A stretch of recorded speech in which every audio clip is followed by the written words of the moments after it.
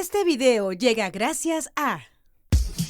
Solo en septiembre, lleva tu préstamo a rebajatucuentas.com y tendrás mejores cuotas de las que estás pagando ahora. Llegó el momento del verdadero cambio. Gracias a Samsung. Nuestro país atraviesa por una crisis muy grande en el tema de seguridad ciudadana. La delincuencia, la criminalidad hacen estragos en el Perú. Se han dictado algunas normas, algunas medidas, estados de emergencia. Y para tratar este tema hemos invitado hoy a Lucía Nuño Vero. Ella es especialista en criminología y seguridad.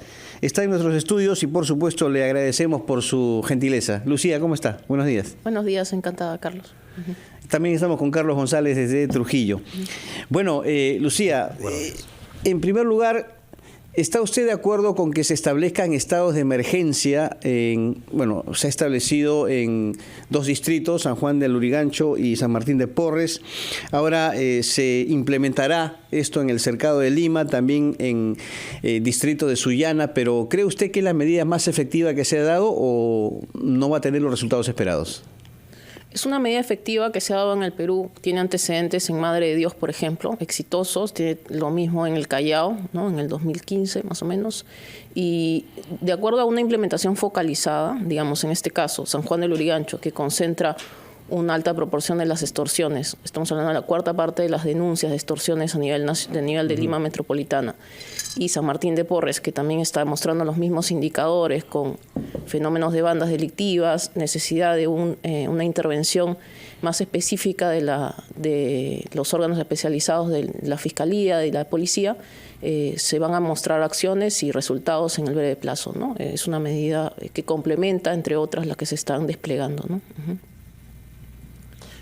Ahora, Lucía, ¿de qué depende básicamente que un estado de emergencia, la declaratoria de un estado de emergencia en un distrito, en una provincia o en una región sea exitoso o no sea exitoso? Nos ponía usted el ejemplo del Callao como un caso positivo, pero le comento que acá en Trujillo, en la región de La Libertad, hemos tenido 7 declaratorias de emergencia, 7 declaratorias de estado de emergencia por inseguridad ciudadana de manera continua. Sin embargo, los indicadores muestran que la situación cada vez es más grave. Tenemos 250 homicidios en lo que va del 2023.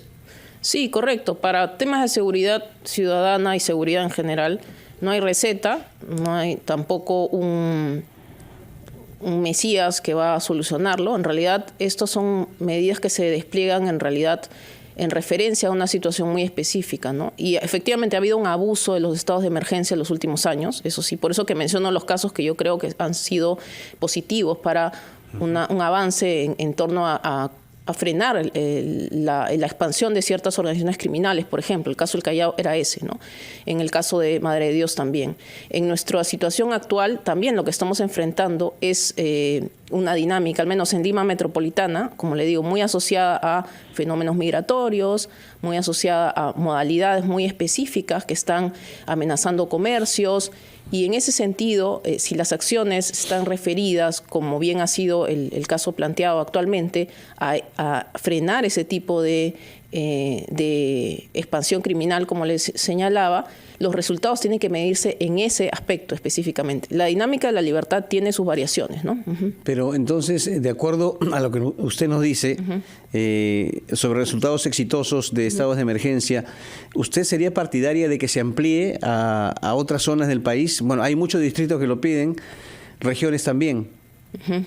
En el caso de San Juan del Lurigancho y San Martín de Porres, está la evidencia clara propia de nuestras instituciones policiales y por eso la Comandancia General lo ha recomendado en ese sentido y se ha evaluado en diferentes instancias, ¿no? Por eso le digo, son trabajos concertados en equipo que van tomando decisiones. ¿Debería ampliarse? O sea, ¿deberían también establecerse en otros distritos, en otras regiones, el estado de emergencia?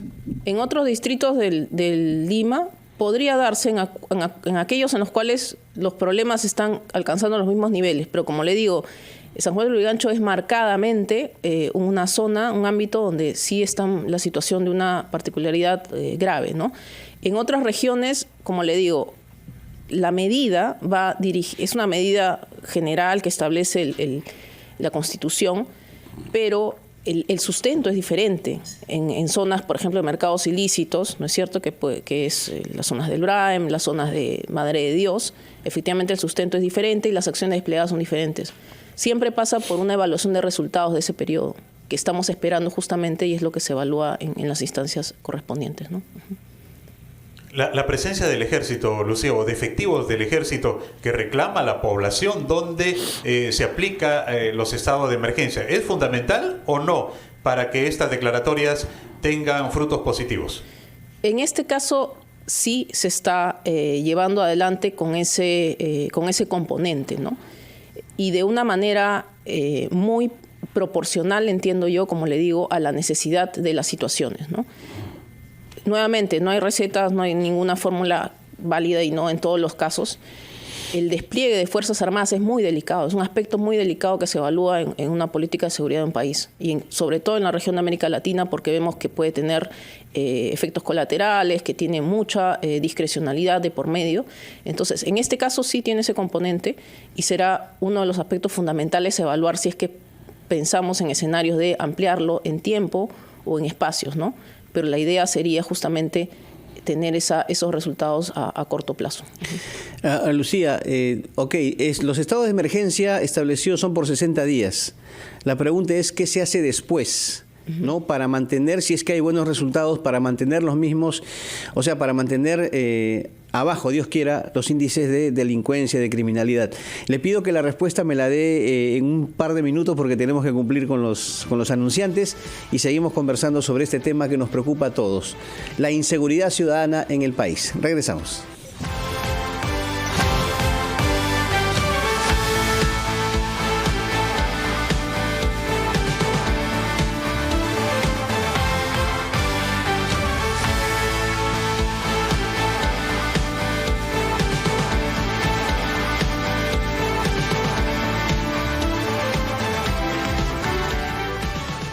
Con 18, esto es Ampliación de Noticias en RPP, la voz de todo el Perú. Estamos Carlos González y Carlos Villarreal con ustedes y también dialogando con Lucía Nuño Vero, especialista en criminología y seguridad, sobre las medidas que ha dictado el Ejecutivo para reducir estos índices de criminalidad, entre ellos los estados de emergencia. Hemos citado estados anteriores, resultados, pero le preguntaba, Lucía, estas situaciones, estos estados de emergencia duran 60 días. Pueden haber resultados positivos en ese periodo, pero después, ¿qué viene? ¿Qué se debe hacer? Porque efectivamente en el Callao hubo resultados en esos, si no me equivoco, 60 días también creo que fueron, en el Callao, quizá un poco más. Pero después, ¿qué pasó? Todo se dejó de lado y volvió la delincuencia. ¿Qué se tiene que hacer después de ello? Claro, efectivamente no es panacea para nada, ni lo fue en ese momento o no lo debió ser. Ahora mismo no es solamente después, sino paralelamente se han aprobado decretos legislativos desde el Ministerio de Justicia, por ejemplo, que dan más facultades policiales para intervenir y controlar esta población que nosotros ya hemos encontrado. En el establecimiento penitenciario del Lurigancho, la mitad de los reclusos han entrado sin control regular migratorio, la mitad.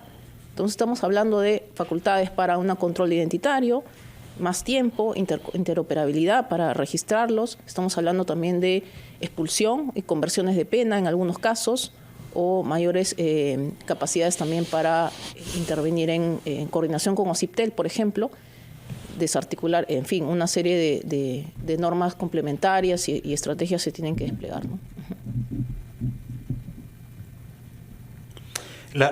Lucía, la reciente aprobación de un decreto legislativo que modifica el nuevo Código Procesal Penal respecto a la regulación del control de identidad policial a nivel nacional, ¿no? Un policía puede detener a una persona que no tiene documento de identidad y retenerla hasta por 4 horas, si es peruano, pero si es extranjero, hasta 12 horas. ¿Le parece esta una medida adecuada para la lucha contra el crimen? Sí, Mérez, ha sido bastante evaluada. Nuevamente, la respuesta contra la criminalidad, sobre todo organizada, es organizada. No es una fórmula de un iluminado. Esto ha sido evaluado desde varios tamices, incluyendo el constitucional, incluyendo las necesidades, las realidades de interoperabilidad de nuestros sistemas de información, la información que proveen ciertos consulados, que tarda muchísimo en algunos casos, y los casos pues que estamos viendo, la casuística, ¿no? Maldito Cris, todas estas personas que estamos deteniendo y que no tienen ingresos y salidas, además, expulsados, deportados, y que nuevamente se les encuentra aquí operando en el país, porque la criminalidad organizada tiene además un despliegue de control territorial. Tenemos que entender eso. No van a abandonar un territorio simplemente porque hay una medida administrativa de expulsión. No sé si me dejo entender. Ahora, Lucía, ¿cuál es el nivel de penetración de las bandas criminales extranjeras, por decirlo de alguna manera, en el país? No solamente hablemos de venezolanos, esta del Tren de Aragua. Tengo entendido que también hay otras, ¿no? Sí, por supuesto. Las dinámicas de crimen organizado son el riesgo de seguridad más alto que está corriendo el Perú en estos momentos, no solamente por las organizaciones criminales, el nivel que se ha alcanzado en Venezuela, sino en Brasil, que también penetran por nuestras fronteras, que tienen una presencia también. Asimismo, las propias nosotros que tenemos de larga data. Colombianas, etcétera. Entonces, el tráfico ilícito de migrantes ha alcanzado un despliegue que no conocíamos. Los indicadores son alarmantes, por eso les digo, sustento empírico de evidencia lo hay, ¿no? Para medidas muy drásticas y de diferente nivel, a nivel de interior, a nivel migratorio, a nivel de regulaciones de comunicaciones, a nivel de decretos legislativos, que es lo que hace justicia en particular.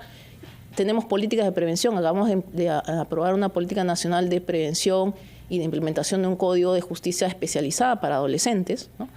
Que ese es un tema también importante, porque claro, la represión inmediata, sabemos que hay diferentes aspectos, pero también hay una prevención, una generación de delincuencia por debilidades también estatales en diferentes sectores, y eso es lo que se refuerza con, por ejemplo, la política nacional del adolescente en conflicto con la ley.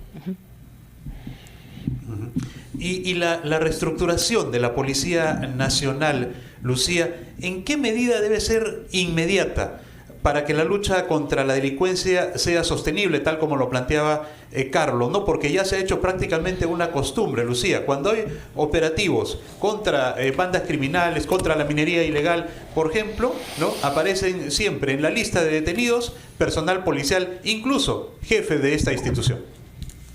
Sí, correcto. Ese es un aspecto que nosotros siempre hemos destacado desde hace bastantes años, conociendo también el sector, pero también es un tema bastante delicado, porque lo que ha pasado en el Perú ha sido el extremo de remociones de altos mandos, por ejemplo, debilitando a la institución policial, ¿no? Entonces, en esas oscilaciones entre el status quo y generar reformas muy rápidas y con pocos criterios, también hay oportunismos de las mismas organizaciones. El riesgo es que penetren las instituciones del Estado y actúen. Eso es lo que pasa en México, en Colombia. Es lo que le llaman, tienen ya otra categoría de problema de criminal, ¿no es cierto? Entonces, esas reformas tienen que ser bien pensadas. Esas reestructuraciones, es más, yo no hablaría de reformas, sino reestructuraciones, son bien trabajadas, nosotros las llevamos a cabo. ¿Cuál es la diferencia, perdón, entre uno y otro, reforma y reestructuración para usted? Una reestructuración es un aspecto organizacional, de gestión pública, con criterios, digamos, ejes bien específicos, ¿no?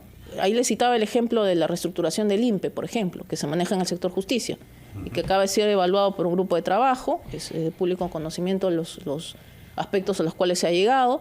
Otra cosa es una reforma que a veces se piensa en recrear algún aspecto institucional. Aquí no hay renacer, recreaciones o inclusive aspectos políticos muy grandes que señalar, sino realmente reestructuraciones que tengan las reformas de gestión pertinentes, ¿no? Hay quienes inclusive han planteado la posibilidad de que se declare en emergencia a la Policía Nacional. ¿Le parece a usted que es una medida prudente o muy radical? No, es muy radical. No lo he escuchado, pero también a veces estas opiniones tienen que tener suficiente sustento, ¿no? ¿En qué medida, por eso le digo, en qué aspectos se está hablando de una mejora, una reestructuración? Hay ejes fundamentales. Infraestructura, por ejemplo. Se está hablando de logística, se está hablando de distribución territorial, de cobertura. Esos son los temas específicos que hay que evaluar, ¿no? Ahora, el sicariato, Lucía, da la impresión que actúa de manera impune, ¿no? Que se ha extralimitado, actúa al aire libre y parece que no le tiene miedo a la justicia. Esto habla entonces de una debilidad que hay en los operadores de justicia, en el Poder Judicial, por ejemplo. Nosotros no estábamos preparados para un nivel de crimen organizado y violencia en la criminalidad como el que opera en Colombia, en Venezuela, en Brasil. No estábamos preparados.